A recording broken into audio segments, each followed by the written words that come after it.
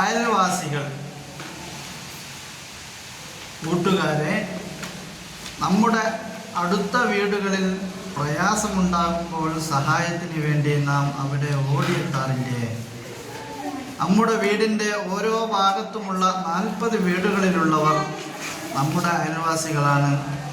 നല്ല 2 അയൽവാസികളെ കുറിച്ച് നിങ്ങൾക്ക് ഇഷ്ടമാകുന്ന ഒരു കഥ പറയാം. വർഷങ്ങൾക്ക് മുമ്പ് ഖുറാസാനിൽ അബ്ദുല്ലാഹി ബിനുൽ മുബാറക് റളിയല്ലാഹു അൻഹു എന്ന ഒരു മഹാപണ്ഡിതൻ ജീവിച്ചിരുന്നു. മുത്തുനബി സല്ലല്ലാഹു അലൈഹി വസല്ലമ പഠിപ്പിച്ച അയൽപക്ക ബന്ധം ഊട്ടിയുറപ്പിച്ച ആളായിരുന്നു അദ്ദേഹം.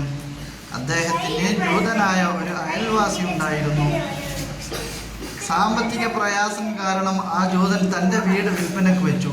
2000 നാണയമായിരുന്നു അദ്ദേഹം അതിന് ആവശ്യപ്പെട്ട വില.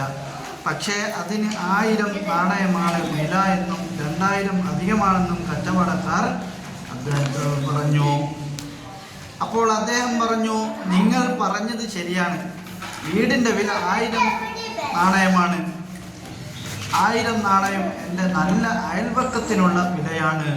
ആരാണ് നിങ്ങളുടെ അയൽവാസി എന്ന് ചോദിച്ചപ്പോൾ അബ്ദുല്ലാഹി ബിനുൽ മുബാറക് റളിയല്ലാഹു അൻഹു എന്നാണ് ആ ജൂതൻ മറുപടി പറഞ്ഞത്.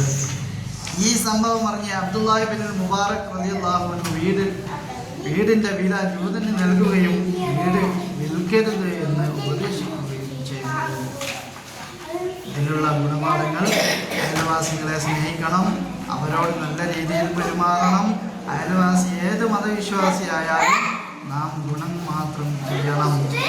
അയൽവാസികളോടുള്ള കടമകൾ: അവരെ വേദനിപ്പിക്കാതിരിക്കുക, അവർ നമ്മെ വേദനിപ്പിച്ചാൽ നാം പൊറുക്കുക, അവരെ ബഹുമാനിക്കുക, അവർക്ക് ഗുണം ചെയ്യുക, അവരെ സന്ദർശിക്കുക, അവരുടെ വിവരങ്ങൾ അന്വേഷിക്കുക, അവരുടെ കുറവുകൾ മറച്ചു വെക്കുക.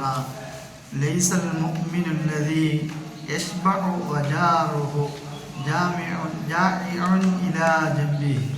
അയൽവാസി പട്ടിണി കിടക്കുമ്പോൾ വയറ് നിറച്ചു ഉണ്ണുന്നവൻ പൂർണ്ണ വിശ്വാസിയാവുകയില്ല എന്ന് സല്ലല്ലാഹു അലൈഹി വസല്ലം പറഞ്ഞിരിക്കുന്നു.